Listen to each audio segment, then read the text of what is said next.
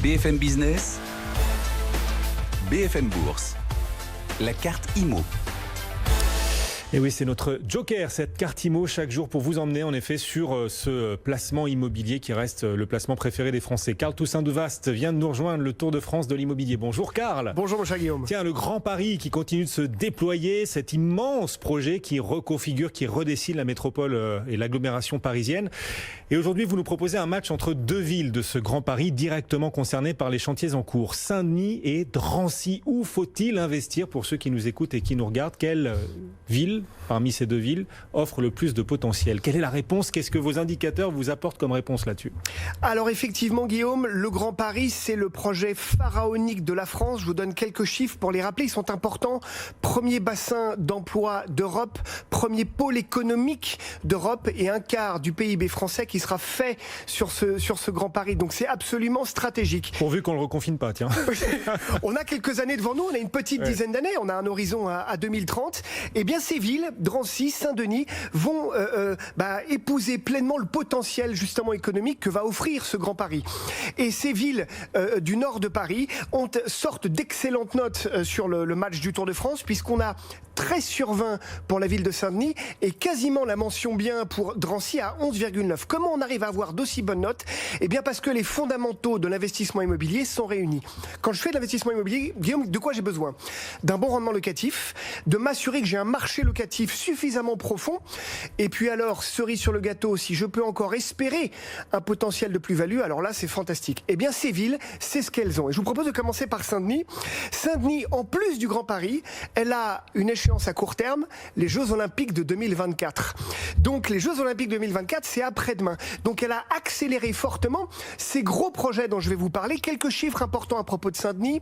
36e ville de France, 113 000 habitants, mais il y a une personne à Saint-Denis âgée de 65 ans pour 32 personnes de moins de 20 ans. C'est une ville super jeune, Guillaume.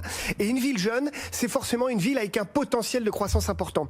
Bon rapport locatif, j'arrive à sortir 6% de rendement locatif à quelques stations de métro du centre de Paris, avec des prix qui oscillent entre 3 500 et 5 000 euros du mètre. Je suis 2 fois moins cher qu'à Paris. Je parlais tout à l'heure d'un potentiel de plus-value. Bah ouais, j'ai un vrai potentiel de plus-value à court terme. Je vous rappelle, un cycle d'investissement, c'est 8 à 10 ans. Et bien sur ce cycle de 8 à 10 ans, une probabilité importante de récupérer une plus-value. 3 projets phares à suivre à Saint-Denis. Le premier, évidemment, c'est le projet de la refonte de la gare SNCF Saint-Denis Confluence. C'est le centre économique névralgique, c'est le hub de la mobilité de Saint-Denis, à côté du Stade de France. Donc ce quartier va être réhabilité. 1300 nouveaux logements vont être construits dans les 3 prochaines années. 220 logements étudiants et 200 logements qui vont être également réhabilités. Il y a autre chose qui est intéressant pour la ville de Saint-Denis, c'est qu'elle fait partie des rares villes de l'Île-de-France qui bénéficie d'un véritable centre-ville historique avec un beau patrimoine. Mais on le sait, Saint-Denis a ses cités, je pense à Franc-Moisin, je pense à Bel-Air, je pense à Saint-Rémy, qui n'ont pas très bonne réputation, qui ont été construites rapidement à la fin de la guerre pour pallier aux besoins de logements pour la main-d'œuvre. Eh bien, tout ce centre-ville va être réhabilité en profondeur. Ce sont des centaines de logements qui vont être démolis, réhabilités, reconstruits, repensés pour se préparer à l'horizon 2024 à être une ville propre, belle et saine pour accueillir les Jeux Olympiques, et horizon 2030 pour le Grand Paris. Et puis le troisième projet dont je voudrais vous parler, c'est le quartier Pleyel, qui est le quartier stratégique et phare de Saint-Denis, puisqu'il sera en proximité du village olympique. Et là, c'est dans 3 ans le quartier Pleyel.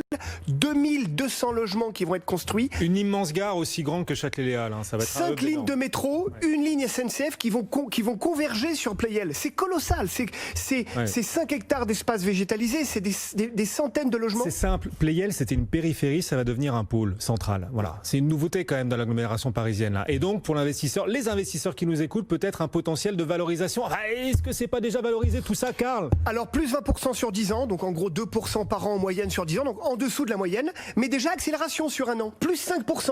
Donc ça y est, j'accélère. Donc je dis pas qu'on touchera les prix de Paris évidemment, mais quand j'arrive à être à moins de 5 000 euros du mètre carré à 3 stations de métro de Paris, c'est vraiment un projet qui s'envisage, Saint-Denis, qui est en train de se faire une cure de jouvence, une cure de modernité de modernité pour accueillir 2024 les Jeux Olympiques, 2030 le Grand Paris.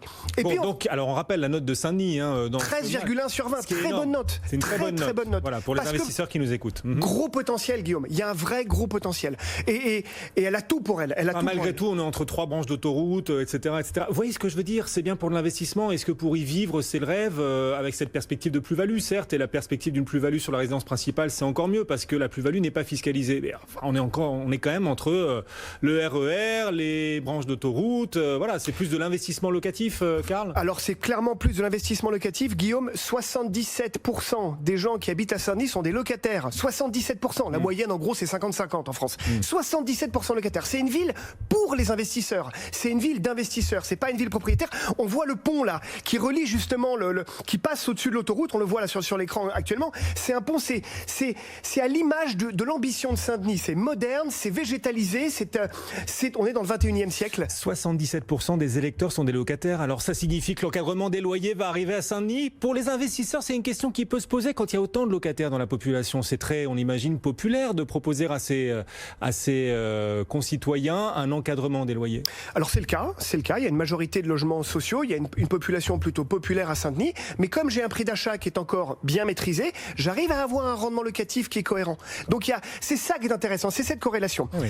Et en face, j'ai Drancy. Drancy, c'est la version, c'est le T800 et le T1000. Le T1000, c'est Saint-Denis et Drancy, c'est le T800. C'est une version améliorée, mais qui n'a pas les moyens d'aller jusqu'au bout du projet. Pour autant, j'ai près de 12 sur 20, parce que l'enjeu majeur de Drancy, c'est de se refondre de l'intérieur. Elle doit se rénover de l'intérieur, parce que Drancy a été construit dans les années 50-60, et c'est la même chose. J'ai beaucoup de cités, beaucoup de logements sociaux, insalubres pour une grande quantité d'entre eux. Il y a plus de 1000 logements qui, dans les prochaines années, vont être détruits parce qu'ils sont insalubres. Assez sobrement, la ville de Drancy a appelé 2 gros projets d'aménagement, Anne rue 1 et Anne rue 2, Agence nationale pour la rénovation urbaine. Ils ne sont pas foulés pour les prix, pour les noms. Eh bien, le gros enjeu de ces projets de rénovation, c'est la rénovation totale, la destruction de logements, et je vais en reconstruire de nouveau. À l'image, et je terminerai là-dessus, d'une cité qui s'appelle Gaston Rouleau, qui a été construite pareil dans les années 50. Là, ils vont quasiment tout raser, tout reconstruire. Ils vont repenser la ville moderne, donc écologique, avec du vert, beaucoup d'espaces végétalisés. Là encore, 250 millions d'euros de budget sur les 10 prochaines années. Donc je mets un quart de milliard d'euros pour rénover Drancy. Il y a du moyen. C'est important comme information. Gros potentiel pour Drancy. Le rendement locatif, il est de combien? 7%. Wow, pas mal. 7%. Ouais. 3 000 euros du mètre carré. Je suis à 4 fois moins cher qu'à Paris. Les potentiels sont phénoménaux sur ces 2 villes-là. Si ces villes véritablement se réinventent et redeviennent attractives au-delà du côté financier, parce que ça compte malgré tout. Derrière, il y a de l'impôt quand même, les impôts fonciers, les impôts locaux à Saint-Denis et à Drancy. Vous nous disiez, voilà, sur l'attractivité, les 2 villes sont très attractives, mais Saint-Denis remporte le match. Sur le front de la fiscalité, laquelle est la plus attractive? On continue dans le vert, là, tous nos voyants sont en rouge avec nos bourses dans le rouge. Moi, je vais être dans le vert. On est à moins de 1000 euros de taxes foncières, entre 850 et 900 à Saint-Denis, 950 à Drancy, ce qui est pas cher. Pourquoi? Parce que l'Île-de-France, quand même, ces villes drainent des sièges sociaux, notamment d'entreprises. Et ça vient utiliser une partie du budget de la ville. Donc j'arrive à maîtriser globalement mes impôts fonciers, mes impôts locaux. C'est bon pour les locataires et les propriétaires. Karl Toussaint Duvasc, cofondateur du Tour de France de l'immobilier. Ce match chaque mois entre 2 villes prometteuses. Merci beaucoup. À bientôt. À bientôt. Et oui, pour vous investisseurs qui nous écoutez, qui nous êtes fidèles sur BFM Business, à chaque jour une solution. Bon retour, Karl.